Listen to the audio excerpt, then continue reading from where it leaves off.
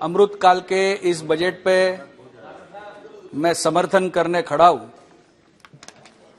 Green growth, urban infrastructure और technology भरा ये बजट है।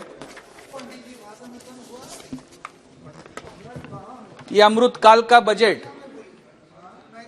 कैसे बैकग्राउंड में आया, इसको भी देखना सभापति महोदय जरूरी होता है कि जब पूरा विश्व और पूरे विश्व की अर्थव्यवस्था ये महामारी के कारण जूझ रही थी, तब अमृतकाल के बजट का फाउंडेशन डाला गया। और अमृतकाल का बजट जब प्रस्तुत किया गया तो आने वाले 25 साल यानी देश के अमृतकाल का पूरा मापदंड लेके हर सेक्टर को कुछ ना कुछ इस बजट के अंदर से दिया गया। फिर वो गरीब हो, जिसके कल्याण के लिए हमारे प्रधानमंत्री जी के नेतृत्व में पूरी सरकार काम करती है, दलित हो, वंचित हो, शोषित हो, पीड़ित हो, इन सभी के लिए कुछ ना कुछ इस बजट में रखा गया। सर्वसमावेशक बजट होने के कारण एक तो पूरे विश्व में मजबूत अर्थव्यवस्था के रूप में हमारा देश उभर रहा है। माननीय प्रधानमंत्री जी के नेतृत्व में ब्रिटेन की अर्थव्यवस्था को भी पछाड़कर 5वें नंबर पे आने का काम भारत देश ने किया है। और इस अमृतकाल में 2047 तक पूरे अमृतकाल के अंदर अर्थव्यवस्था की एक अलग प्रगति की छाप इस बजट ने छोड़ी है। जिनको इस बजट से तकलीफ है, जो इस बजट पे केवल रोने का काम करते हैं, वो ये जानते हैं कि 2047 तक उन्होंने यही काम को करना है और वहीं पे उन्होंने बैठना है। इस तरफ आने का वो सपना नहीं देख पाते, क्योंकि सपने वही देखते हैं जिसको पूरा करने का उसके अंदर सामर्थ्य होता है, वही इंसान सपने देख सकता है। और माननीय प्रधानमंत्री जी ने 2014 से लगाकर सतत और हमेशा पूरे देश को, सभी सेक्टर को कुछ ना कुछ देने का काम किया है। 2023-24 का इस बजट की सबसे खास बात है कि इसमें कैपिटल एक्सपेंडिचर जो है वो 10 लाख करोड़ का प्रावधान किया गया है, जो 2022-23 में 7.5 लाख करोड़ था। और पिछले 3 साल से हर साल 33% का इंक्रीज इसके अंदर किया गया है। देश की प्रगति का सबसे बड़ा मार्ग जो है वो इंफ्रास्ट्रक्चर डेवलपमेंट होता है और इस बजट के अंदर उसका प्रावधान किया गया है। रेलवे को 2,40,000 करोड़ का प्रावधान इसके अंदर किया गया, जो 13-14 में केवल 26,000 करोड़ था। 9 गुना बढ़ाकर रेलवे का इस समय जो प्रावधान किया गया है। जो सबसे पहली रेलवे आई वो मुंबई में आई और नाना शंकर सेठ ने मुंबई में रेलवे के इंफ्रास्ट्रक्चर के लिए काम किया।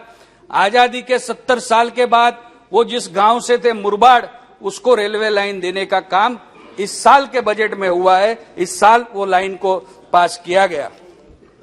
जिस तरह का प्रावधान महाराष्ट्र और मुंबई के लिए पहली बार किया गया, पिछले 2-2.5 साल से एक स्थगित सरकार महाराष्ट्र के अंदर उद्धव ठाकरे जी के नेतृत्व में चल रही थी। शिंदे फडणवीस जी की सरकार आई।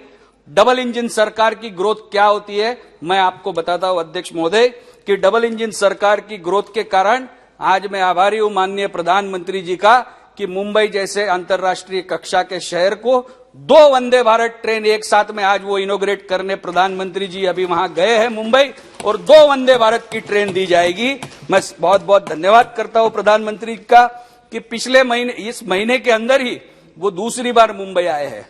जब पिछली बार वो मुंबई आए तो मेट्रो के नेटवर्क में यहां पे कुछ लोग पिछले 10 दिनों से अपनी बात को रख रहे थे। दादा आप सुनिएगा, मैं बात को बताता हूं कि मुंबई जैसे अंतर्राष्ट्रीय कक्षा के शहर में एक मेट्रो का प्रावधान 2006 में किया गया। अध्यक्ष महोदय, पहली मेट्रो मुंबई को 2006 में मिली। 2006 में फाउंडेशन डाला गया, उसका उद्घाटन 2014 में हुआ और वो भी प्राइवेट मेट्रो थी। मैं प्राइवेट मेट्रो शब्द इसलिए इस्तेमाल करता हूं कि 69% शेयर उस मेट्रो का भी एक इंडस्ट्रियल हाउस के पास था। आज मोदी जी की सरकार 2014 में आई, माननीय देवेंद्र जी की सरकार महाराष्ट्र में 2014 में बनी। उस सरकार के आने के बाद में 10 मेट्रो के जाले पास हुए, 7 का काम शुरू हुआ। अगले वर्ष तक 337 किलोमीटर का जाल मेट्रो का केवल मुंबई शहर के अंदर बुना जाएगा। एक मेट्रो दी जिसके अंदर 69% भागीदारी एक बड़े इंडस्ट्रियल हाउस की है, वो आज एक मेट्रो देने की बात कांग्रेस और उसके सहकारी उद्धव ठाकरे जी के नेतृत्व वाली सरकार वहां पे करती थी। उन्होंने एक मेट्रो दी, आज पूछते हैं कि महाराष्ट्र को क्या मिला। अध्यक्ष महोदय, मैं 2 मिनट में कंक्लूड करूंगा। 337 किलोमीटर मेट्रो का जाल ये वहां पे बुना गया और वो 337 किलोमीटर की मेट्रो ये मुंबई शहर के लिए देने का काम मोदी सरकार ने और फडणवीस सरकार ने किया। इन्होंने बुलेट ट्रेन को भी रोकने का काम किया। जो 508 किलोमीटर की बुलेट ट्रेन का प्रावधान मोदी जी की सरकार ने किया, उसके स्टेशन के लिए भी जगह पिछले 2 साल में आवंटित नहीं की। मेट्रो का कार शेड हो, स्टेशन हो, अलग अलग प्रक्रिया हो, इन सभी को रोकने का काम पिछले 2.5 साल की शिवसेना की सरकार ने वहां पे किया।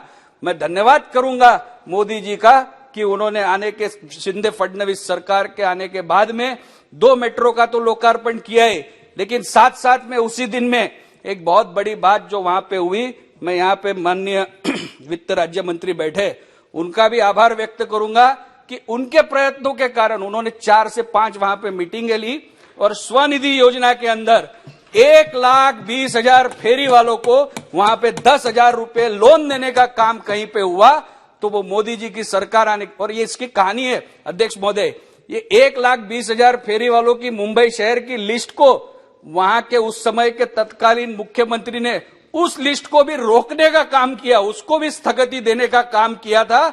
जो शिंदे फडणवीस की सरकार आने के बाद और माननीय वित्त राज्य मंत्री ने वहां पे मीटिंगें लेने के बाद वो 1,20,000 रेहड़ी पटरी फेरी वालों को एक बटन क्लिक में डीबीटी से पैसा देने का काम अगर कहीं पे हुआ तो वो मुंबई शहर के अंदर हुआ है।